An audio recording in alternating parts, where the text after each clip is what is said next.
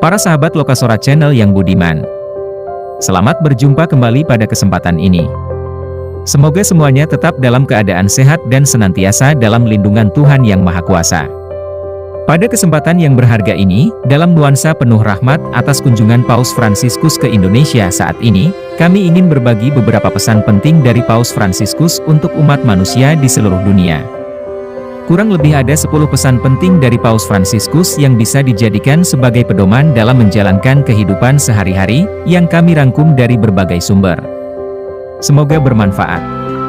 Sahabat Lokasora Channel yang baik hati, sebelum kita masuk ke pembahasan 10 pesan penting Paus Fransiskus, dengan rendah hati kami memohon dukungannya untuk perkembangan Lokasora Channel, dengan memberikan like, komen dan subscribe. Apabila 10 pesan Paus Fransiskus ini bermanfaat, silahkan di-share untuk sahabat dan kenalan serta orang kesayangan kita di mana saja mereka berada. Para sahabat Lokasora Channel, perlu kami jelaskan bahwa Paus Fransiskus tidak hanya dihormati oleh umat Katolik, tetapi juga oleh masyarakat dunia. Pemimpin tertinggi umat Katolik ini memberi teladan dalam keseharian, menjadi inspirasi bagi banyak orang. Sejumlah teladan Paus yang memiliki nama asli Jorge Mario Bergoglio dapat kita jadikan pedoman hidup. Hendaknya teladan ini bisa diterima oleh semua kalangan tanpa memandang suku, agama, dan ras, mengingat sifatnya yang universal. Para sahabat Lokasora Channel, inilah 10 pesan penting Paus Fransiskus untuk seluruh umat manusia di dunia, yakni 1. Jangan bergunjing. Ketika kita bergunjing, kita melakukan apa yang diperbuat Yudas dan mulai menghancurkan orang lain perlahan-lahan. Setiap kali kita menghakimi saudara kita baik dalam hati maupun dalam perkataan, kita membunuh kekristenan kita. Tidak ada istilah bergunjing baik-baik. Bergunjing atau bergosip merupakan salah satu hobi kita. Untuk Paus, itu adalah salah satu kegiatan yang paling tak disukainya. Ia pernah menyebut bergunjing sebagai pembunuhan. Gosip ialah topik yang sering diangkat oleh Paus dalam pidato-pidatonya. Setidaknya dalam tahun pertamanya memimpin umat Katolik, ia sudah 6 kali mengangkat isu ini. 2. Habiskan makanan kamu dan jangan membuangnya. Membuang makanan sama saja dengan mencuri makanan dari meja orang miskin, dari mereka yang lapar. Saya mengajak semua orang untuk merefleksikan masalah ini, bahwa membuang makanan menunjukkan bahwa kita tidak peduli terhadap orang yang tidak mampu. Nama Paus Fransiskus sendiri diadopsi dari nama seorang santo yang hidup pada abad ke-12 yang menolak kekayaan dan memilih hidup sederhana. Berdasarkan Organisasi Kesehatan Dunia atau WHO, hampir 870 juta jiwa penduduk dunia yang menderita kekurangan gizi kronis. Sudah sepatutnya, bila kini ia memproklamirkan tujuan mulia seperti yang menjadi inspirasinya dalam seluruh karya pengabdiannya. 3. Berikan waktu untuk orang lain. Jika Bapak Paus bisa memberikan waktunya untuk orang lain, bisa berhenti sejenak untuk mengucapkan terima kasih, mengambil sedikit waktu untuk membuat orang lain merasa diapresiasi, kita juga bisa dong, kata Frater James Martin, pemuka agama Katolik dari Filipina. Sebagai pemimpin 1,2 miliar umat Katolik di seluruh dunia, Paus Fransiskus adalah orang yang sibuk dan hampir tak punya waktu untuk orang lain. Hal itu tidak benar, ia suka mengobrol dengan orang asing. Atau menjamu seorang atlet sepeda non-Katolik yang meminta untuk bertemu. Atau mengirim surat tulisan tangan untuk seorang anggota Serikat Yesus yang belum pernah ia temui sebelumnya. Frater James Martin, si pemuka agama yang menerima surat Paus, mengatakan bahwa Paus menginspirasinya untuk lebih bermurah hati membagi waktu dalam hidupnya. 4. Rendah hati dalam memiliki.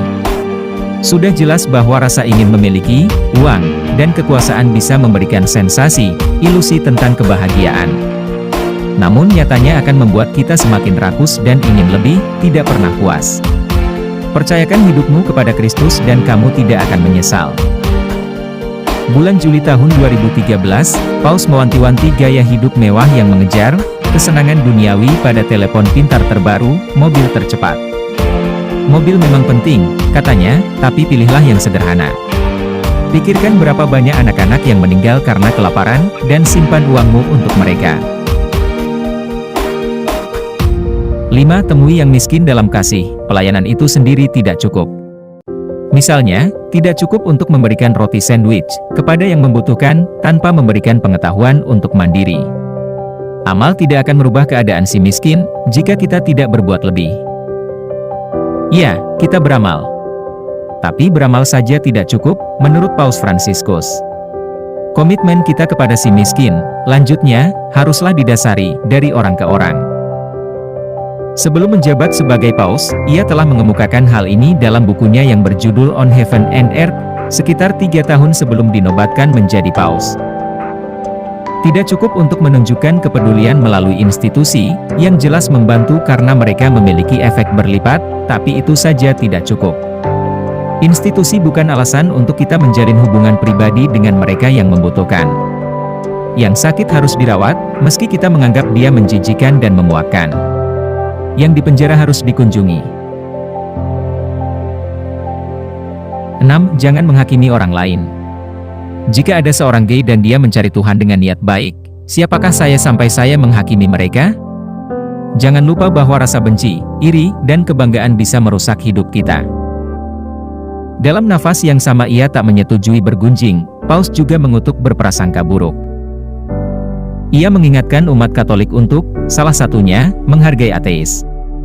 Jika kita melakukan tugas kita masing-masing, jika kita berbuat baik kepada yang lain, dan kita melakukannya dengan perlahan, sedikit demi sedikit, kita akan membuat budaya baik. Kita sangat membutuhkan itu.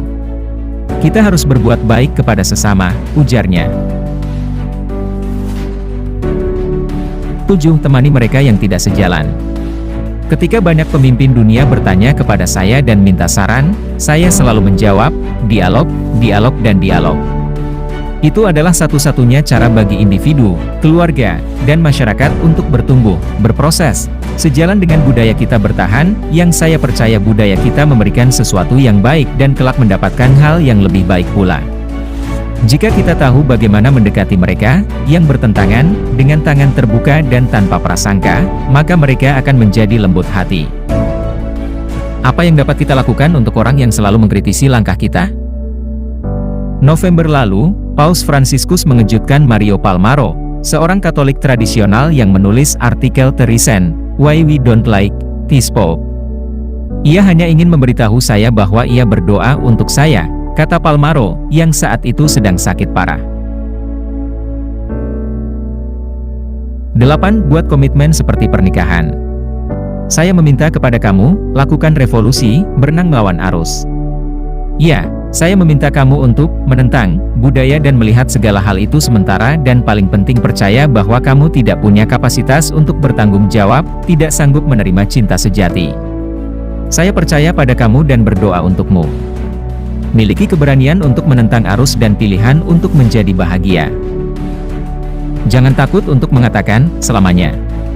Paus Fransiskus memberi nasihat kepada kaum muda untuk, contohnya, tak menakuti pernikahan. Paus berkata, saat ini, banyak yang mengatakan pernikahan sudah kuno. Dalam sebuah budaya relativisme dan sementara, banyak yang mengikuti prinsip untuk menikmati saat ini. Mereka berkata bahwa membuat komitmen sepanjang hidup itu tak sepadan, begitu pula membuat keputusan, mengatakan, selamanya, karena kita tak tahu hari esok akan seperti apa. 9. Minta kepada Tuhan, hai kaum muda, sebagian dari kamu mungkin tidak tahu apa yang ingin kamu lakukan dalam hidup. Tanyakan kepada Tuhan, dan Dia akan menunjukkan kamu jalannya. Samuel muda, kerap mendengar suara Tuhan yang memanggilnya, namun dia tidak tahu harus menjawab apa, namun pada akhirnya dengan bantuan Nabi Elia, dia menjawab, bicaralah Tuhan, padamu aku mendengar.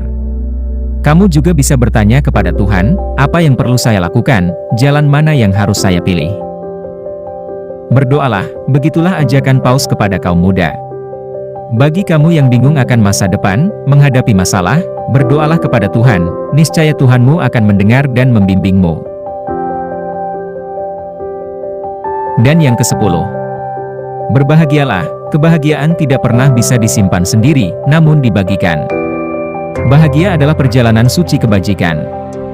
Jika berjalan adalah sebuah berkah, maka berjalanlah dalam semangat hidup, berjalanlah dengan Yesus. Bersaksilah, terima Yesus, nyatakan kebahagiaan, panjangkan dan besarkan jalan itu. Seorang Kristen sejati, kata Paus, adalah orang yang berbahagia. Seorang Kristen bernyanyi dengan kebahagiaan, berjalan dengan kebahagiaan, dan membawa kebahagiaan, kata Paus. Kebahagiaan inilah yang harus disebarkan ke orang-orang di sekitar kita. Para sahabat Lokasora Channel, demikian ulasan kami tentang 10 pesan penting yang diajarkan oleh Paus Fransiskus bagi siapa saja yang menyandang predikat sebagai manusia yang merupakan makhluk ciptaan Tuhan yang paling mulia. Kiranya 10 pesan penting dari Paus Fransiskus yang sudah kami ulas pada kesempatan ini, dapat menjadi pedoman dalam menjalankan kehidupan kita sebagai manusia di atas muka bumi ini. Sampai jumpa pada ulasan atau tayangan kami berikutnya. Terima kasih, Tuhan memberkati.